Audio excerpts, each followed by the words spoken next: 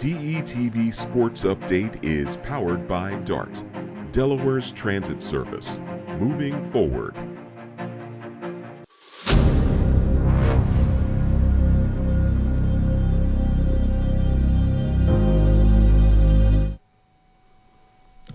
What's up, Delaware? And good evening. Welcome into DETV. And on most Mondays, I'd be thrilled to be with you guys here at 7 o'clock Eastern to talk about the result of the Philadelphia Eagles and other NFL games around the country. But today, a little bit different. I'm not as excited as usual. And without further ado, here's Matt Maurer.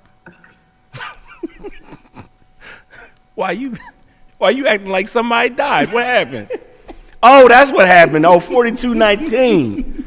Oh, man. What happened, cuz? What happened? Fly, Eagles, fly? It's more like die, Eagles, die. That was bad, man. Look, listen.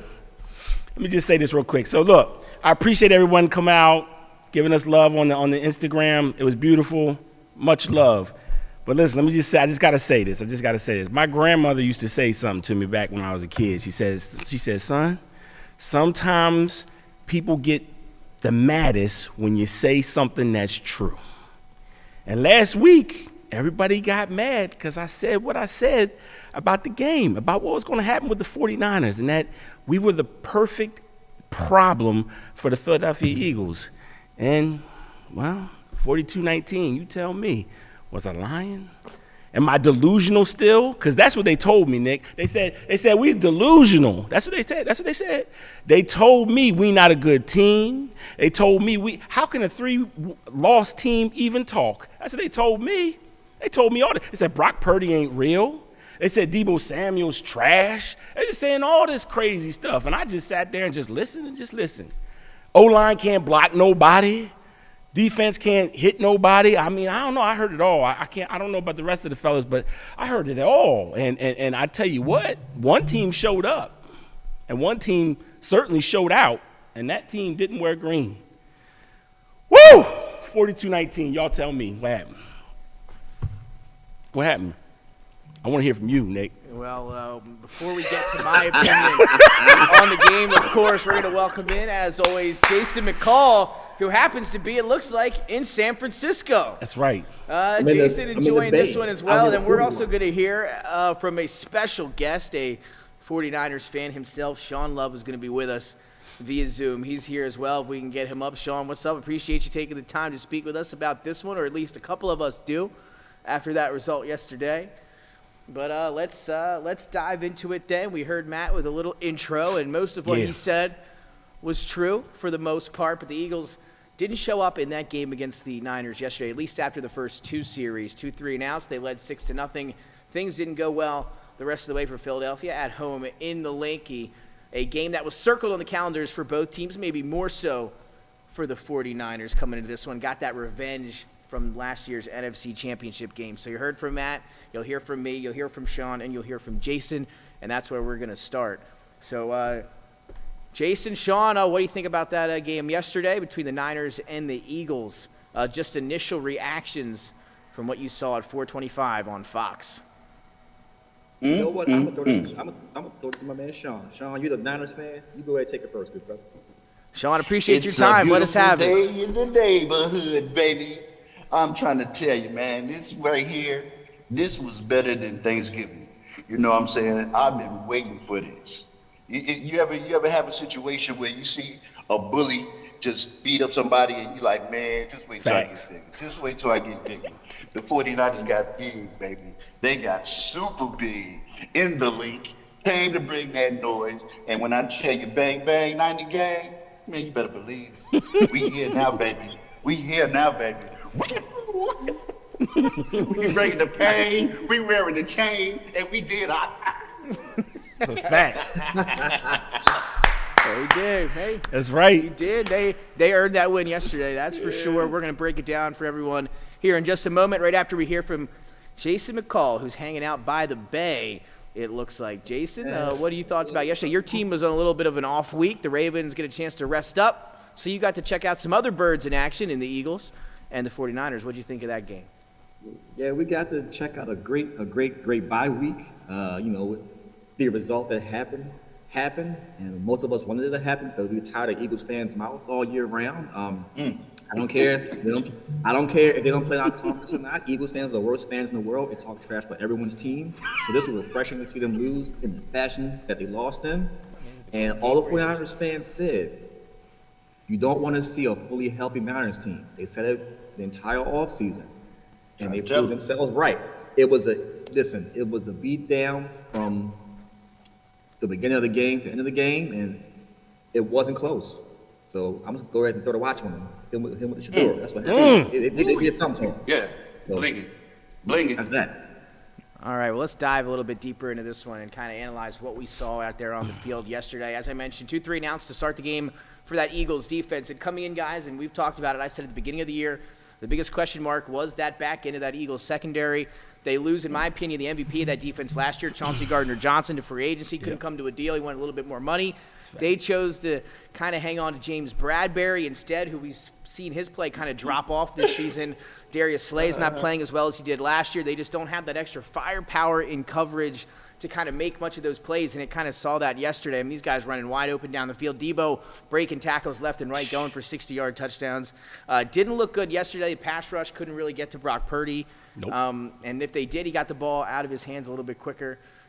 He looks pretty good this year, and that takes me to this next question, guys. You look now over to Vegas. Brock Purdy, the favorite to win MVP now. It's been a long road. A lot of people doubted Mr. Irrelevant from Iowa State, and he stepped back in, got hurt last year. Now this year was kind of a question mark coming in. We sat here before the season, is Brock Purdy going to be able to pick up where he left off after that injury? Was it a one-year thing?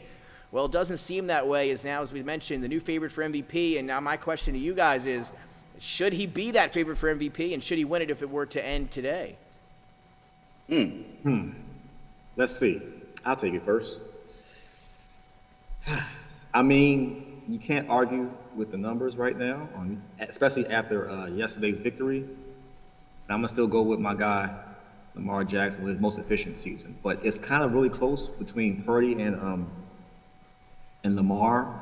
I think Jalen has dropped to number 3 in my estimation, but it's one of those 3.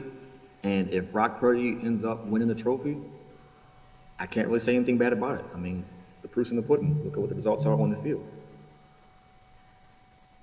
I agree. I tell you, men lie, women lie, but numbers don't lie. And this kid is doing numbers.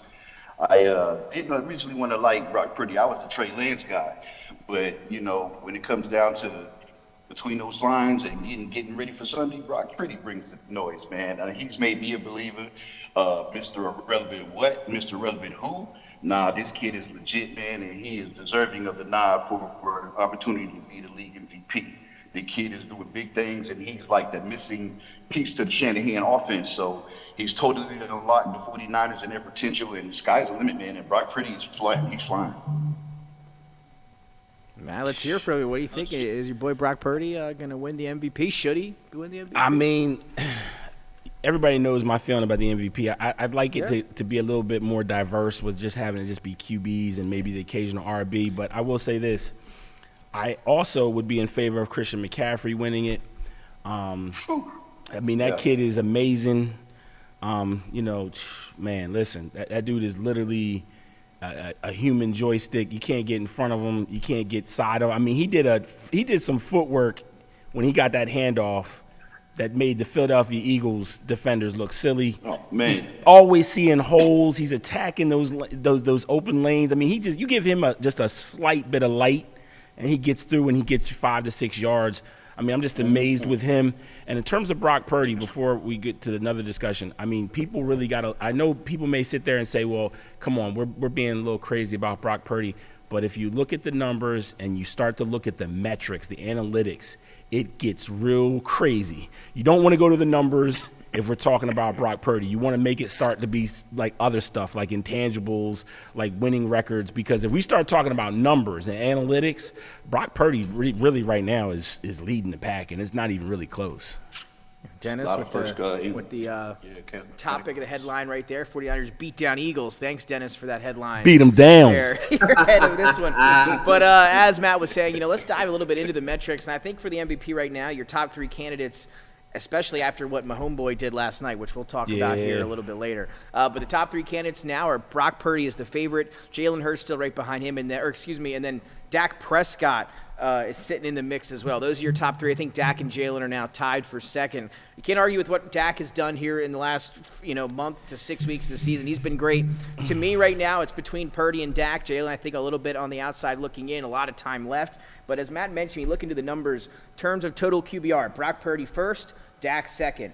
EPA per play, Purdy first, Dak second. Touchdown interception ratio, Dak first, Purdy second. So those are the top 2 guys. Those are most of the metrics that really go a long way in terms of the MVP voting, and those are the top 2 guys that are leading all those categories. So I think it comes down to Dak and Purdy right now, but I lean the way Purdy's been playing, some bigger wins, I think, for him. That team went healthy. As I mentioned on Monday, we went through our best teams. I think the Niners right now are all healthy, are the best team in the league. They showed that yesterday. But again, we also said this was part 1 of part 2, and part 2 comes in late January, and that's the one that matters. So we'll see how the rest of this season plays out. It's not going to be a part 2. Well, and we'll talk. Hey, we'll get to there. We'll get there in a second as well. But we'll find out, because January 29th is a big day. So we'll see how it goes. The Niners, though, get the best of the Eagles in this one yesterday. And now, before we continue with this NFC, and we're going to keep Sean with us here for this, Cowboys beat the Seahawks on Thursday night. We saw that game. They were double-digit favorites. They edge them 41-35 in prime time Thursday night. The Lions beat the Saints on the road 33-28, another close win over a mediocre team, I guess you could say, in the New Orleans Saints. So you take a look now at the NFC landscape, and if we have this image, Dennis, can we put it up there now? This is what the playoff picture is kind of looking like after the Eagles lost yesterday to the 49ers. And again, that number 1 seed, though, still remains with Philadelphia, San Fran 2, Detroit 3. Atlanta, their division, they lead the NFC South with a record of 6-6. So they're still there. And then you got Dallas, Minnesota, and Green Bay as that final wild card spots. And then the Rams, Seattle, and Tampa, those last 3 still with a shot as you see it on your screen right now. So we take a look at that. Now just 1 game separating the Eagles from the Niners and Lions for that top seed in the NFC. And as we know now, only the number 1 seed will get that first round bye. So it means a lot now, more than it ever has here in these new seasons with that new rule. And with that being said, guys, the Eagles, do you think, could be able to hold on to this top seed? Who's your number 1 seed in the NFC once we fast forward past Week 17 this year? Matt, we'll start with you. What are you thinking? Do you think the Niners can go and grab that top spot? I think so. I mean, we're hitting on all cylinders. I mean, I think this is the thing I've never understood about fans. People get caught up in the wins and loss numbers really quick, and they don't do their due diligence about the thing about the NFL is about peaking at the right time. And we've seen this with the New York Giants when they had their championship runs. We've seen this with other teams. Absolutely right. And I think right now what we're seeing is this team starting to hit their stride. And you're seeing that they've been able to rebound from their little errors and their little troubles that they had during that 3-week slide. And now we're in a situation where, look, I'm sorry, if you're telling me that the 49ers aren't good anymore, which is what some Eagle fans were saying before the game, look, man, I think you're doing nose candy or something. I don't know. We got to get ready here. And now, Sean, what do you think, man? Sean, your Niners going to be able to make a run for this top seed. I know the Eagles got a tough schedule going forward. The Lions, not so much. The Niners, so. Who's going to grab that top seed in the NFC, in your opinion? Hey, it's time for King of the Hill game. When we was young, you used to play that King of the Hill, you know what I'm saying? You get up to the top and you push whoever there is off. I think the 49ers have made a momentous run, and they pushed the Eagles out of the way on it. And now, with the strength of schedule left, the 49ers have Seahawks coming up, and then it's pretty much a very doable schedule with the exception of the Baltimore Ravens on the schedule, but everybody else is looking like it's going to be an easy opportunity to get that number 1 spot. And really they got to take on the Cowboys, and the Cowboys are salivating right now. They looking like they see some hot bird on the menu. It's a hot bird on the menu. So it's about to go down, man. And I don't think Philly is I don't think they're still, benefiting for that momentum that they had on the 10-game win. So I think they're about to come back down to reality. Those wings have been plucked. Jason, how you feel, man? You think the Niners got the top seed? How's your NFC's playoff picture gonna fan out here? I think the Cowboys will win the NFC East. Okay. And I think the Niners will be the top team in the NFC. So you got 9. You think the Cowboys? So the Cowboys are going to grab that 2 seed in your opinion, and then we'll have a Eagles, Niners. We'll talk about that here in a second. But let's look at some of the schedule just in terms of strength of schedule going forward. For Detroit, they're at 15th. They've still got the Cowboys, the Vikings twice, and the Broncos. So some tough games mixed in there for San Fran. You heard Sean talk about the Ravens, Seahawks, and Rams. And they also got the Cardinals and the Commanders mixed in. The Cowboys, if you look down the way here, not too tough for Dallas. They've got it is tough for Dallas. I take that back. The third toughest schedule the rest of the way. They got the Eagles, the Dolphins, the Lions, and the Bills. So we'll see if they can end up winning the division. Going to be tough for them. And then the Eagles, now that they got through this little bit of a gauntlet, they look ahead for Philly. They've got the Cowboys and the Seahawks, the Giants twice, and the Cardinals. So I'm going to take the Eagles to hold on to that number 1 seed. I don't see this game coming up with Dallas the same way you guys do. I think this was a worst-case scenario. If the Eagles would have won, I think maybe there's a better chance Dallas gets the win over the Eagles this week. Now if the Eagles drop this one to the Niners, I think it's going to be intensified this week in practice. I think they're going to come out even more ready to go, and I think they take down the Cowboys this weekend and hold on to that top seed in the NFC. I know I didn't just hear what I thought I heard. Clip it. Clip it. Dennis, clip it. Give it to him. Clip it. Are we talking about real NFL? Or are we talking about Madden on a video game? I think he's playing Madden. He must be thinking about his franchise on Madden. Gotta be thinking about something else. So let me say this then. Before we rarely look ahead because we're on Mondays and we usually take a look back at what happened yesterday. So is it all 3 of you guys had the Cowboys beating the Eagles this Sunday? Am I understanding that correctly? As much as I hate to give Cowboys credit for anything, I think they're going to pull it off, man. I think they got something to prove, and I think the Eagles still going to be knotted up from that beatdown. I mean, we're acting like Dallas didn't play them close to begin with. No, they did. It's always a battle, you know that. And now they see the blueprint, and now they go. Look, they're going to take some things from this game. I mean, people can say whatever they want. They're going to take some things from this game. Yeah. And if I remember, for the 49ers, whenever teams would play them, there was a statistic that when teams played the 49ers, the following week they usually lose because they had to play such a physical game. And I see Philly falling right into that statistical situation as well. That's a fact. Cunningham will be back this week. Dallas Goedert should be back this week. Which one? Randall? Randall Cunningham? Zach Cunningham. That's going. Hey, if we didn't have Jalen Hurts, then you should bring Randall back. I'm all for that. But we got Jalen Hurts. And I will say this, Cowboys, 3.5-point favorites at home, so they do get the Eagles coming to Dallas. Dallas has been way better at home than on the road this year. You're missing one more person's coming back. Seattle looked pretty good. You're missing one more person. Big Dom's coming back. Oh, Lord. I didn't know if we were going to get through the show without somebody mentioning Big Dom. Security. Big Dom. It was said, though, after the game, Big Dom, Greenlaw, and John Lynch all met. We're all laughing about it. They apparently know each other, so it was blown out of proportion. Kinlaw and Big Dom, I guess, are friends. That's what they're saying, so it's all good. And apparently there should be no suspension. We'll find out. Okay. So we'll see. That's what They're feeling really insecure right now. But there you have it. That's kind of our look at the NFC going forward. It's going to be a fun stretch to see, how these seedings play out here in the next month or so.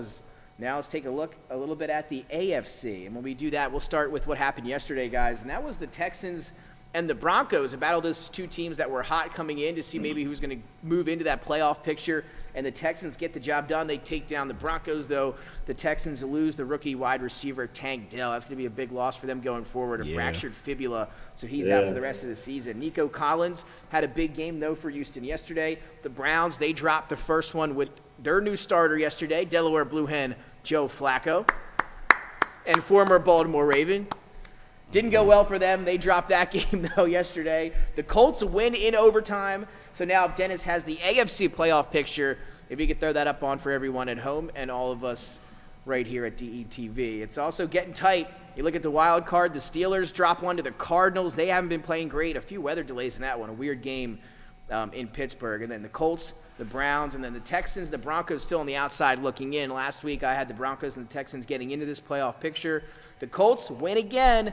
Are they going to be able to stay up there with the looks of it? We'll find out. The Steelers, what do you guys think here in terms of the AFC going forward after yesterday? Who are your wild card teams? Jason, start with you. Well, I'd like to say thank you to the teams who beat the Steelers and the Browns yesterday. So thank you for that. giving us a 2-game lead in the AFC North over both of those teams.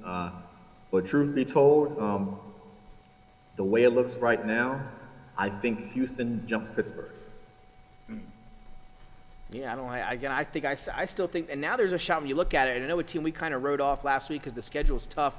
Buffalo's still sitting there at 6-6, and if these wild card teams, they will not make, if they keep losing, you never know, they could slide up in there. I still have the Texans and the Broncos. Matt, what do you think about the AFC playoff picture? You think the Steelers and Colts can kind of hang up in the mix? Shane Steichen's doing big things with Minshew and that Colts team this year. I don't think so. I mean, I just don't. I don't have a lot of faith in that situation. I tell you what, I will say this, and everybody who watches the show knows this is my guy, Pat Mahomes. The Chiefs could be in a situation where they don't make the playoffs if they don't start doing some things. Whoa. You know. Because I mean, Buffalo, they got Buffalo coming up this week. That's right. That could That's go. a big one. That could be a coin flip For both teams. Yeah. for both teams. I mean, it's like a problem in reverse. So Buffalo has the offense but doesn't have the defense because the defense isn't healthy. The Chiefs have the defense, but unfortunately, no one but Travis Kelce can seem to catch the ball there. It's incredible. I've never seen anything like it. But that seems to be the issue. So I don't know what's going to happen there. And then they could lose another game theoretically. I mean, the schedule is not really tough for them. I think they can pull out the rest of the games, but Buffalo's a coin flip. It really is. And look, again, I'll say this. I don't know how Mike Tomlin continues to make the team. He should get like, seriously, for what he's had this year, I mean, I don't know how he's even gotten them to where they're at right now. I mean, this is incredible. And that's with them, again, dropping this one, a game you argue they should have won at home against an Arizona team that's not very good this year, but Kyler Murray comes back. They do enough to beat Pittsburgh, who loses Kenny Pickett due to an ankle injury. He's going to have surgery, not going to go on IR, so we'll see how he does. But he was looking a lot better the last few weeks, and in the beginning of this game, before he suffered that injury, Trubisky comes in and really offense kind of died down completely. So the Cardinals get a big win there, as Jason said. Things now good for the Ravens, who are looking good up there in the AFC North. Sean, what do you think? Sean, you still with us here? And what do you think about your AFC playoff picture? I'm with you, baby. I got a love and hate relationship with Tomlin, and I don't think the Steelers are going to do anything spectacular to move or get in the playoffs. I'm just really concerned about the Ravens and the team that I like to call 49ers South, the Miami Dolphins, man. They're firing on cylinders that I'm pretty intimidated by. And the Chiefs, I think they're strong third, coming out of the AFC. But that was a pretty bold take by Matty. I'll tell you what, to that point, if the Broncos pulled out that win yesterday, they would only had a game up on Denver in that division, game or two after. But the Broncos again lose to the Texans. Other things would have been really tight with Kansas City over there out west. But Kansas City again dropping a few. We'll see if maybe not as strong as they were in previous seasons, but if they get in, who knows? Maybe they figure it out and go on a little bit of a playoff run. They got to draft some guys. I mean, Sky Moore has no idea what he's doing out there, and the second best guy is a rookie, who I think has great potential long term, but they don't really have anybody else. It's pretty crazy out there. Doesn't matter. The Ravens are the kings of the North. They're the kings of the AFC, and you'll see us in Vegas. Okay. And now let's look to the flip side of that game last night, and that's the Green Bay Packers. And Jordan Love continues to look impressive. Matt, Jason, Sean here. I don't know. I think the last 3 or 4 weeks he's been looking good. The Packers continue to win. They're now in a situation where they could be looking at a playoff berth after almost throwing in the towel earlier in the season, making a few trades at the deadline.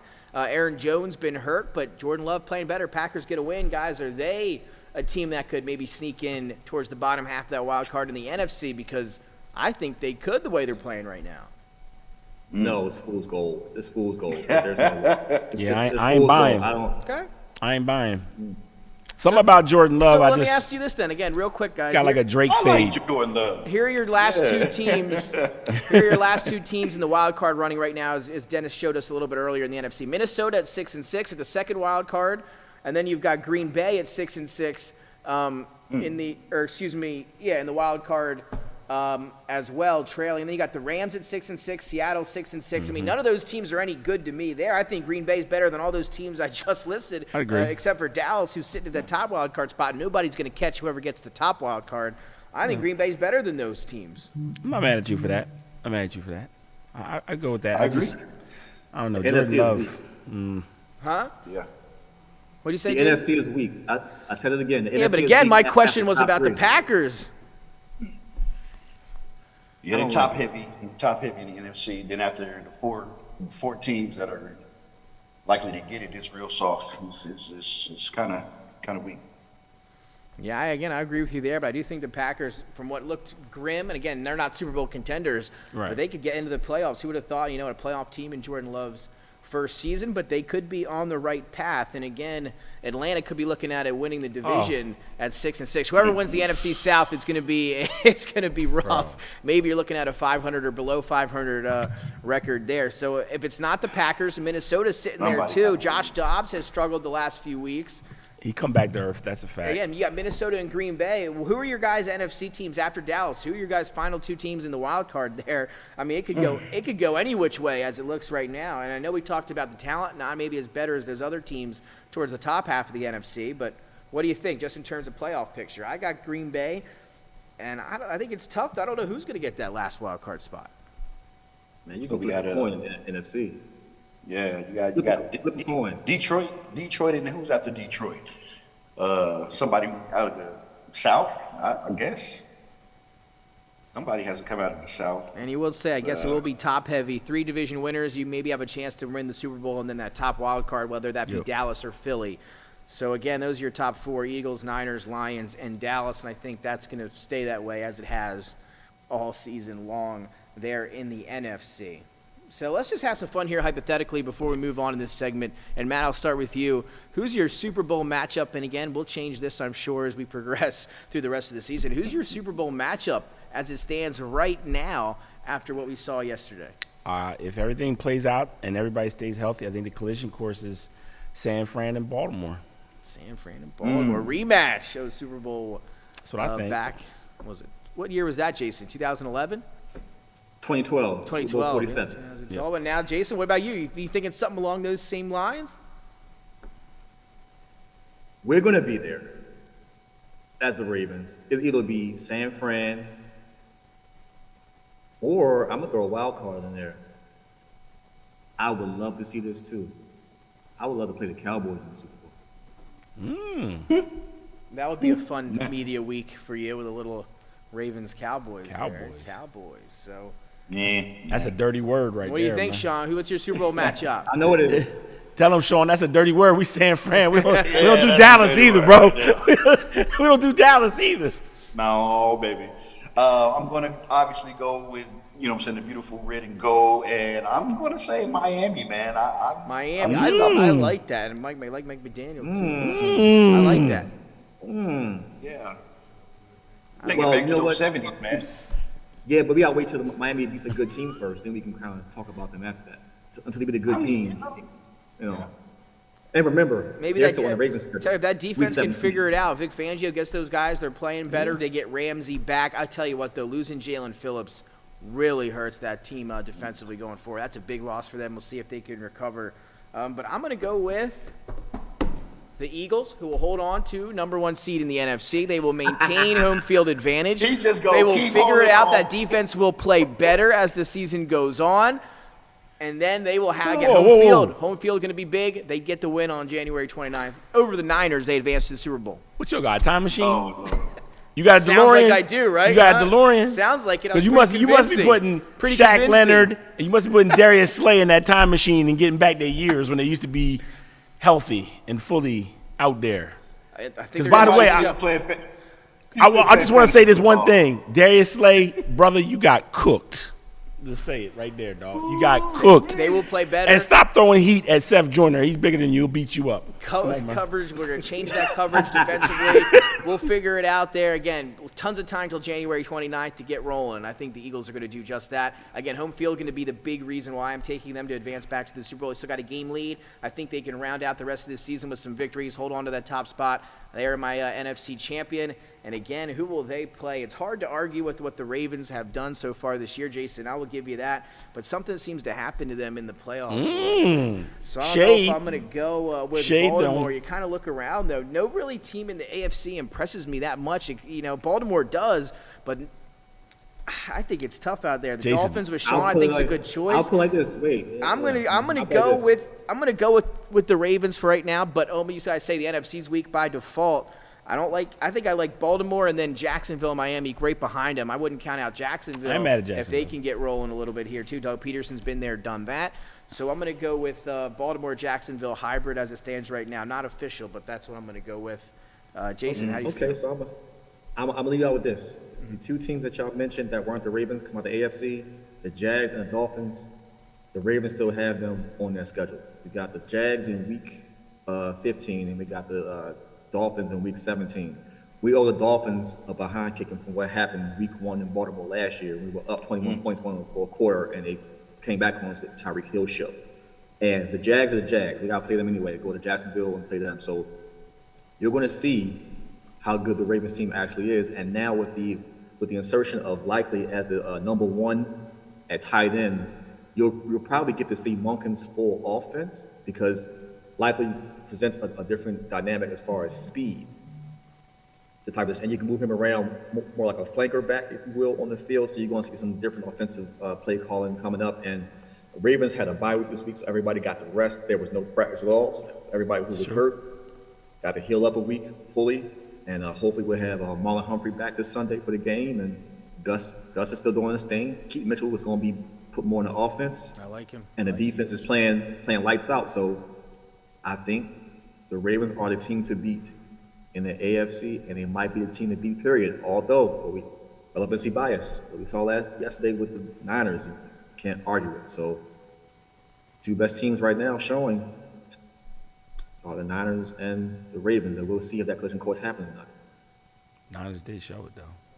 And again, I will leave before we head into our Monday Night Football preview. Again, coming into that game yesterday, the Niners had 10 days of rest. Oh, the here we Eagles go. Were coming off a overtime win. Here we go. An overtime win in Buffalo where the defense played 97 snaps. Shade being thrown. Okay. I'm just saying, January 29th, it's going to be a lot different. It's hard to beat a team twice. Hard to beat a team twice, especially in Philadelphia. Excuses. I'm hearing a lot of somebody bring the violin out right now. Again, you can roll got back some violins the clip. being played. If you go back to Monday, again, I had the Niners as what, Matt? On Monday, what did I say? I don't know. You tell me. They were the best team in the league. I said that's true. I had them ranked number 1. Again, going to be a different ball game in round 2, which I also. So now it's going to change. It's going to change come January 29th. So what's going to change on our side? Well, I will.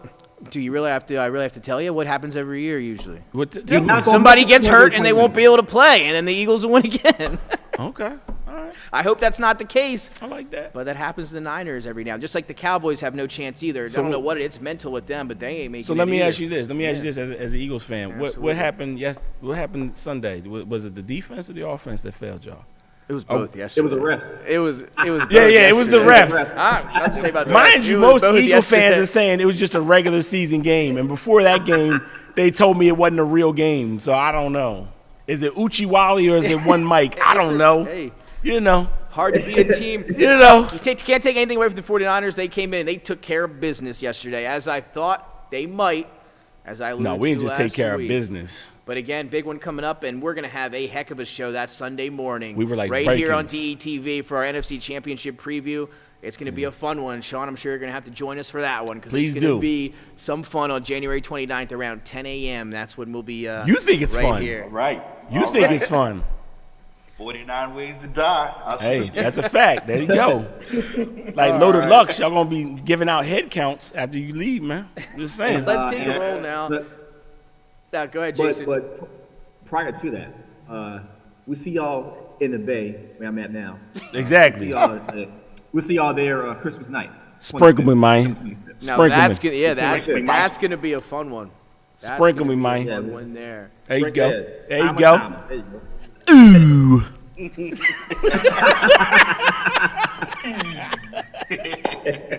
That 40 water.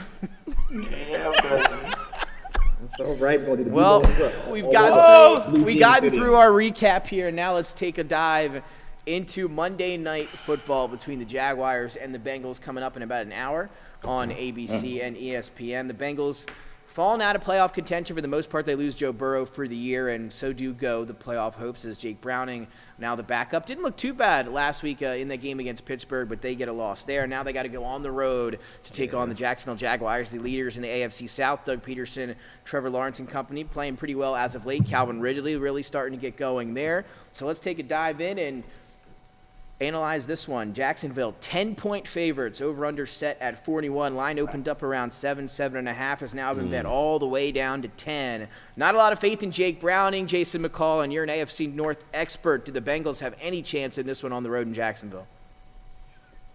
All right, so I'm entering with the Keith Lee for this one, the Keith Lee impersonation. I give this game, Jaguars, Bengals, 1 star. This game sucks. Jaguars will win. They'll cover by 14.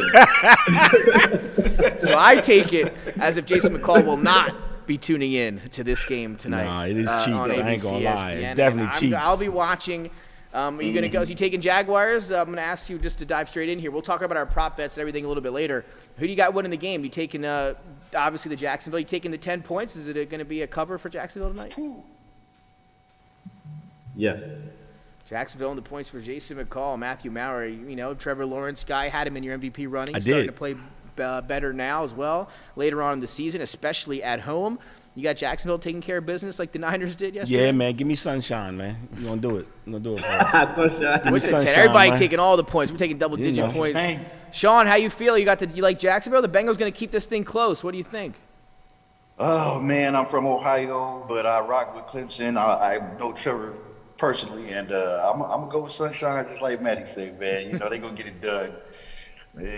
You know, I can't go against the Jaguars. Duval! There you go. There you go. There it is. I had again AFC South, the potential champions, won it last year. I picked them to win it last year. They got it done. Hopefully they can do it back-to-back years. And now let's take a dive deeper into this game and some of the over-unders and prop picks for everybody at home today. Right. Jason McCall, Matthew Maurer, Yeah. Sean Love. Let's dive in, and it all starts with pass attempts in Jake Browning and Trevor Lawrence. Let's look there first, Matt. Is Trevor Lawrence over 32.5 pass attempps? What do you think? Yeah, he go over. You think he's gonna let it rip that much? What do you think, Sean? 35. Give me 32.5? 35, man. Oh, yeah. He going. He's firing. Yeah, he going. He's definitely getting that. All right, now I'll go to Jason going McCall for this one. Joe Mixon, 46.5 rushing yards against Jacksonville tonight. Might be down. They're 10-point underdogs. Is he going to be able to get that? Over. He's the only thing they're going to have on the field. I mean, that can have to be used because Browning can't get the ball to Chase consistently enough, so Mixon's going to be used a lot.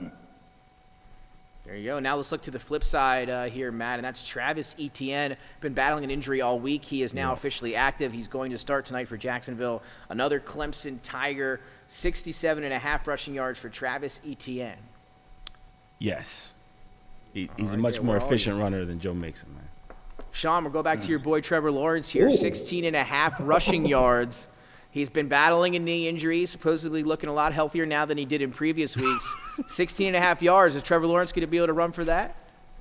Yeah, he's going to get that, man. Those long legs are going to cover real quick. There you go. Yeah. Easy. Everybody with the picks so far today. And now, Matt, Yeah. actually, I'm going to go to Jason for this one, the All AFC North expert. Jake Browning, 219.5 passing yards. Under.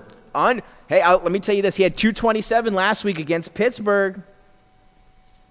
Jacksonville and Pittsburgh. Under. Oh, Jacksonville defense, who's not great. Hey, they can do it against the pass. Show down Jake Browning. Why not? Jason McCall's going under for Jake Browning passing yards. Matthew Maurer over for Trevor Lawrence passing yards, 244.5. Oh, yeah, he's over. He's over. There you go. All over for Trevor Lawrence tonight here Yeah. on the road. And you heard Jason talk a little bit about Jamar Chase and him being limited. Let's talk about Tyler Boyd, though, guys. Sean, this one for you. 30.5 receiving yards for Tyler Boyd. T. Higgins is back and healthy. His over-under's at 39.5. Which one of those two guys do you think has more receiving yards tonight? Man, Boyd probably. It's not much, but slightly Boyd. There you go. All right, and now let's take us, again, we already gave you our game picks. Let's now go to our X Factor. And what area of the game you guys going to be looking to tonight? As we heard from Jason, he may not look into any area. He might not be tuning in to this one between the Jacksonville Jaguars and the Cincinnati Bengals. Sean, is there an aspect of the game you're focused on tonight or you're going to pay extra attention to that might give you some insight going forward? Unfortunately, I might not tune into this, man. I might be in a Madden tournament somewhere trying to get my bag, but I just think Jacksonville's going to take care of business. I'm not a big Bengals guy, even though I'm from Ohio, so no, not much to look forward to here. Man, what are you thinking here? Yeah, I'm looking forward to Travis Etienne showing that flash he showed last year. I mean, he's been injured, he's been banged up. I think he's a very talented running back. Just hasn't been able to put it together. So I'm looking for him to get his feet back on the solid ground. So. Jaguars have a chance to, again, keep ahead because the Texans keep winning. They got to keep winning to stay ahead in that division over there in the AFC South. The Texans are right there behind them. A big win for Jacksonville over Houston in that head-to-head a few weeks ago. That could end up being the difference down come Week 17 to see who's that division winner and who wins that division championship. So a big Jacksonville going to have to win tonight to stay ahead. I think they do that. I think they get the job done. The defense been playing better. They're a lot better at home than they are on the road. Again, Jake Browning and the Bengals dealing with some injuries now. That defense lost Taylor Britt now for the season. He's done. Emotion and morale running low, I think, in Cincinnati. So I think Jacksonville, as you guys do, takes care of business tonight. Does everybody have any favorite prop bets? And we're going to go to our anytime touchdowns, which we've been pretty hot at so far. Let's start there. Anytime touchdowns. Who gets into the end zone tonight, Jason? Give us somebody. Calvin Ridley. Calvin Ridley, I like that one. He scored back-to-back weeks, looking to make it 3 in a row. Sean, who do you got? Travis getting in there, man. There you go, Etienne. Travis Etienne. Matt, where are you looking at? I'm Etienne as well. Double up on Travis Etienne. I'm going to keep it rolling. I gave you Hawkinson last week. He got into the end zone for the Vikings to keep the streak going. So let's do it again. This week, I'm going to go. It doesn't have to be much. All it takes is one.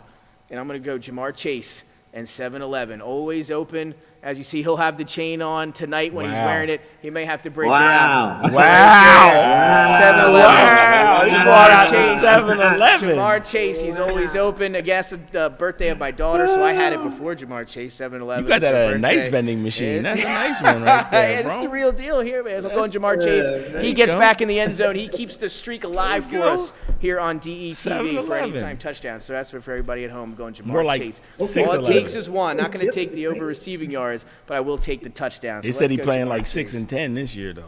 I don't know. It's not as really long as he stays in. Right, so, again, before we wrap up here, again, a special thanks to Sean Love coming on. Appreciate you, bro. Representing the 49ers along with Matt here. We got to have a little bit of a celebration here on a Monday. But, again, we'll be talking to him again very soon ahead of that potential NFC championship coming up in late January. Sean, really appreciate you. Thank you so much for joining us and talking some football. Appreciate you, man.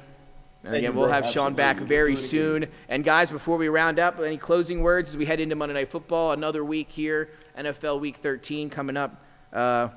Any closing words for today's show? Matt, we'll start with you. And I got closing words. I was going to say, let's go to Matt first. I got closing words. Somebody needs to do a welfare check on Nick Sirianni because that boy was crying. His face was wrinkled up. He was making weird decisions. Like, I'm honestly asking this question. Why did you put your quarterback back in the game after you went into the blue tent and the game was way out of line? You ain't going to win nothing. Save something. Trying to do this fake macho crap. Nah, bro, your man ain't natty, man. It's different, man. It's different. And as far as DeAndre Swift, somebody need to help that brother, man. He got to find his car. Somebody got to help him out, man, because that boy got hit. Got hit so hard his mama called him. Okay? Mama came home and said, baby, are you all right? I'm just saying, man, it's a bad day for the Niners. You know, it's a bad day for the Niners. A great day for the Niners. It's beyond great. Bad day for y'all, but great day for us. And to the Eagles fans, I love you. I love you. I'm your friend. Just don't hate on my squad and we good, baby. That's all. We good. We both got the same enemy. It's always going to be forget Dallas. Okay? I'm with you there. But then again, I had to listen to all you guys take Dallas before the game this Sunday. So who knows what's going on. We do play two hats. We are analysts, too. So, That's true. You're right about that. Hey, Jason, closing words. What do you think? And again, in San Francisco, must be nice over there on the West Coast. Closing words is this. I was at the ACC championship where I saw my Florida State Seminoles take down Louisville. How does an undefeated Power 5 conference team not make this college football playoff? I'll tell you why. The SEC has a buy-in to the college football playoff, and at least one team has to get in. There's no way, I don't care who's playing quarterback at Florida State, go Noles. We won the chip, we won the ACC, we went 13-0 in the Power 5 conference. There's no way that we should be left out. I will say, and I can't, and Sean, we'll get your last words here. We have to stop here for a second. I can't believe I, forgot to mention this as well. Jason, you're absolutely right. The first time in college football history, an undefeated Power 5 conference champion has not made the playoff or the national championship before the playoff era. Again, they lose Jordan Travis. That's a big loss. The offense doesn't look good the last couple weeks, but they're still an undefeated conference Power 5 champion. They get now ousted by a couple teams with 1 losses. Texas and Alabama, who Texas beat. Alabama gets that final spot after they win the SEC championship. I agree with Jason. I know it's tough. First time ever, though. I think Florida State's got to get that last spot, but they said they're choosing the top 4 best teams. That's what they think. Matt, what do you think about that? I mean, I'm a Florida State fan, football, but I got to be honest about something. I didn't think Washington should have been in the Final Four. So, I mean, look. Undefeated, it would be the same thing almost. Undefeated Pac-12 yeah, champ. I mean, look, at a certain point, we got to be honest here. Like certain teams, like the SEC, like we can say all we want about the SEC, but it's not like they ain't been running college football for like 20 years now. Like never been a playoff without an SEC champion. Right. Like, I mean, as much as we don't like it, it's the facts of it. As much as we don't like it, every year in April, we see all the top players go into the draft and then most of them coming out of the SEC. As much as we don't like it, who are the 2 lowest Power 5 conferences, and I think it's since 2010. I think it's the Pac and ACC. They're 2 of the lowest out of the Pac. So look, I'm not saying that they're not good. And look, as a Florida State fan myself, I don't even like talking about that. I do think that the committee took into account, which I don't think they should, future and them not having their star. I think that the committee made a decision to put them in. So, but I'm just playing devil's advocate here. And I will say again, you had 64 other kids on that team too, though. I think that played all year long. The defense was great all year long. But you can't argue with the fact that without Jordan Travis, the offense is obviously not the same. I still think you can't leave him out, though, Jay. What do you think again? Yeah, I'll go a step further. So Florida State won the championship with a true freshman because the Rodemaker was actually out of the game because he got a concussion with that dirty hit versus Florida. So he was out of the game. Way to throw the dirty part in there. It was dirty. That's what it is. So we had to play a true freshman in the championship game and still won. However, I think the reason why Washington got in is the last season ever of the Pac-12. It's like a ceremonial farewell, and they got in. And again, they've been undefeated. Michael Penix Jr., they've been great all year. They're going to have 2 guys taken in the top 10 potentially come the draft, and we'll talk about that. In terms of the power conferences, the Pac-12 is like the Kirk Cousins quarterback, man. They mid, man. I don't know. We couldn't go through a show without getting Captain Mid Super mentioned, mid. even with no Achilles. We get him mentioned in the show. Yo, baby, I'm keeping you alive, Kirk. Dennis has the clip art just ready to go. And mid always, baby. All right, Sean, you still with us? And if so, final words for everybody at home, Sean, regarding the playoff, the Niners, whatever you want to talk about. You still there? I'm still here. All right, let's hear it. I'm sorry, what was the question again? Closing words here. Any closing thoughts or arguments or anything you want to throw out to everybody at home ahead of Monday Night Football? It could be about the Niners, the college football playoff. Just what's on your mind here as we close out tonight? I just want to keep it short and simple with a beautiful tune. And I want to give a shout out to my boy Tim. And with that said, for him and his wife, I'd just like to bring this to their attention. Die, Eagles, die. Tim knew where that was going immediately, too. He knew where that was going. Yeah. Hey, enjoy it. Enjoy it now while you can. Enjoy it now while you can. It was earned, well-earned, a big earned victory.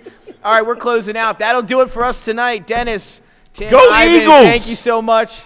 It's been a great show. We'll see you next week. Sprinkle.